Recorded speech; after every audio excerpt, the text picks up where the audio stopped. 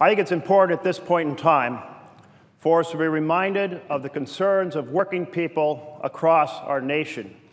This has been an intense debate because so often in the course of the trade agreements that we have pursued, the balance on the other end has been simply that millions of jobs have left this nation. We have lost 50,000. Senate is not in order. We have lost. Senate will be in order.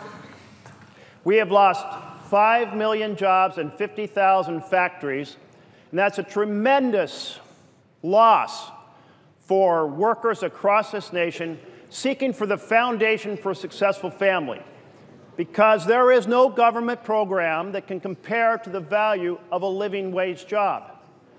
What we've seen in the wake of NAFTA and the free trade agreements that have followed is not only a tremendous loss of jobs, but a tremendous increase in inequality in this nation.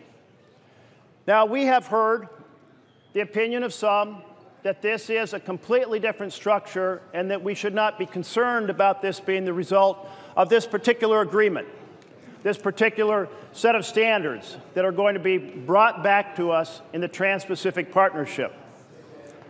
I disagree. The Senate will be in order. Please take your conversations off the floor. I disagree, and I disagree deeply, and I'm going to tell you why. Let's start with the most fundamental issue on a level playing field, which is wages that are roughly comparable. The old agreements had no minimum wage. This agreement has no minimum wage. We are creating a structure of a group of 7 very poor nations with very low wages, 5 affluent nations with higher wages, and think about the difference between running an operation in Vietnam or Malaysia or Mexico with a minimum wage of less than $2 per hour, and in Vietnam, a minimum wage of only about 60 to 70 cents, depending on what part of the country you're in. Think of the difference between that and the minimum wage in the United States. It is a 10-to-1 differential.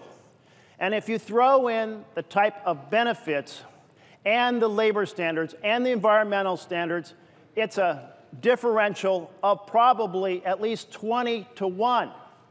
That is why we're losing jobs in manufacturing. Now, is there anything that puts a minimum wage into this agreement and addresses this key missing factor? There is not. And then let's turn to the rest of the labor and the environmental objectives that are embedded.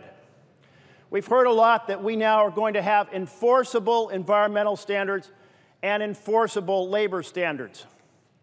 But the fundamental structure of this agreement is the same as agreements we have had before. Now, I applaud my colleagues who are working to tighten the enforcement on cheating on tariffs. That's important. But that is not enforceable labor standards, and that is not enforceable environmental standards. So therefore, we can look back at the history of the similar agreements and say, when did we ever bring any sort of action on environmental standards government to government? And the answer is we have not. When did we ever bring a complaint on labor standards? And the answer is we've done it once. We did it in Guatemala. That was 7 years ago. We still don't have any resolution of that single complaint, that single challenge. So, in order to have something that was fundamentally different, we would have to have something like snapback tariffs, a situation where a country deeply violated its promises on labor standards, deeply violated its standards or promises on environmental standards, that there'd be some sort of quick and certain reversal of the benefits of the trade agreement. But there is nothing like that in this agreement. There is no change. So here we are repeating the same basic structure that has existed in the other agreements with no changes for America and therefore no improvement for the workers of the United States of America.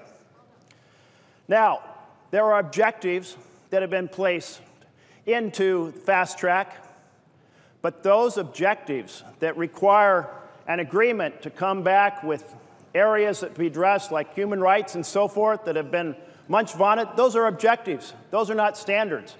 If we were serious about saying what an agreement needed to have in it to come and get the privileges of fast track, we would have converted those objectives into standards. That was one of the amendments that we never debated on the floor of this Senate. So we never wrestled with this deep deficiency. And then, of course, we have the investor-state dispute settlement portion of this. And we've been affirmed here that we normally win when we are challenged. And that's correct. We have mostly won when we challenge. We have won because we have outlawyered the other side, because in general we don't expropriate, but we have not won under all the trade agreements. We lost a case on tuna that was dolphin-free or dolphin-friendly tuna labels. Why do we lose it? Because under the WTO, Mexico challenged it. Under the WTO, they challenged it and said, this discriminates against the way we fish. And we lost. We lost on turtles. We lost on cotton. And what did we happen last week? Well, we lost on the labeling of food grown in the United States of America. The WTO has said that we cannot label our beef as USA made or raised or born or harvested. I tell you this, I want to live in a country where if our legislators at the local level, at the state level, at the federal level, want to pass a law that informs every citizen about where food is grown because the citizens want to know, it should be possible to do so. We should not give away our sovereignty to international panels that can make decisions that wipe out our consumer laws or our environmental laws.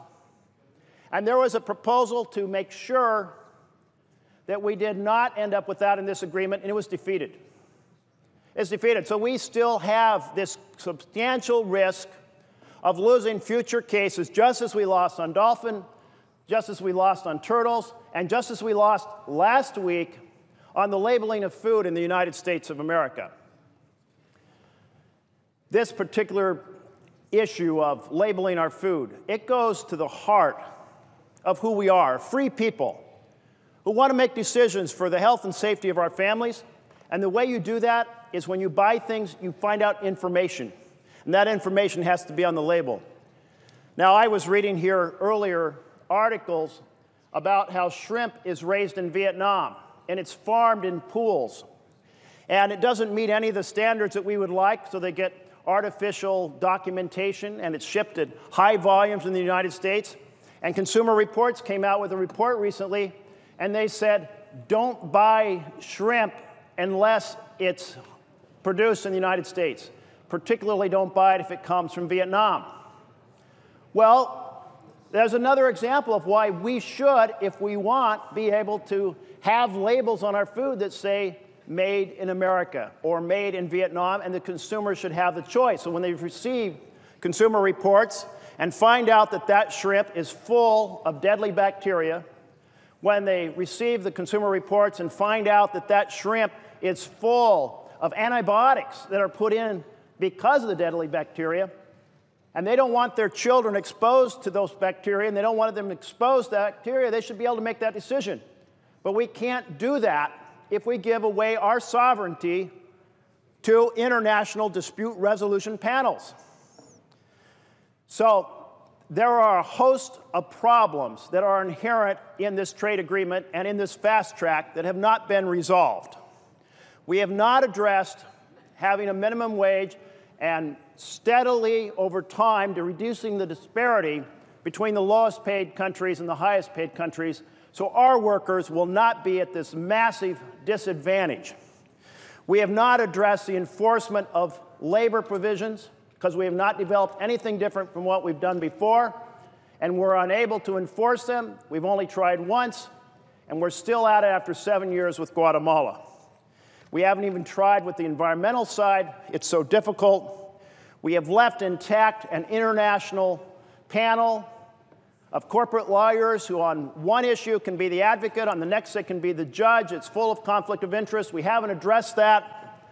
So here's the bottom line. Do we want to live in an America where the middle class is going to be wiped out because we pull down all the barriers between very low-wage countries, low enforcement countries, low labor standard countries, low environmental standards, and our economy, which then creates tremendous pressure for our own wages and standards to diminish? And why does it create pressure? Because companies say, you know what? If you push for higher wages or better working conditions, we're going to move our factory overseas. Or they say, you know what? We already have a factory overseas, and we're going to increase our production there and decrease our production here.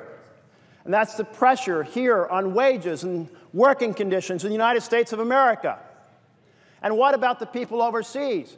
This agreement is designed so that companies who are producing in China, which will not be part of the agreement at this point in time, can say, if you raise your wages and your working conditions, we will go to Malaysia. And if Malaysia raises theirs, we will go to Vietnam. So it isn't good for the foreign workers any more than it is for the American workers. There was an article yesterday in the Washington Post, and the columnist or the op-ed writer said it's basically like this. This agreement is, like previous agreements, very good for the investor class because the companies can produce things at the lowest possible cost, and that will raise their stock prices. However, he said it's really bad for the worker class because less and less will go to the workers under these types of competitive pressures between the United States or taking the work overseas, or between one nation overseas and another nation overseas. So I'll conclude this simply by saying this is why I voted against this fast track, because this fast track is deeply flawed. It has not addressed the fundamental issues that have been identified in previous agreements. And going down this track and bringing the Trans-Pacific Partnership to this chamber with no ability to amend it, no ability to extend debate, because debate will be limited, no ability to hold it to the normal standards in the Senate in terms of closing the debate. Because of all that, this is simply the wrong direction to go. Let's, in this final effort, recognize, in this final set of time before we take the final vote, let's recognize it's important that we as senators representing the citizens of the United States not simply fight for the investor class, let's fight to make work for working Americans. Thank you, Mr. President.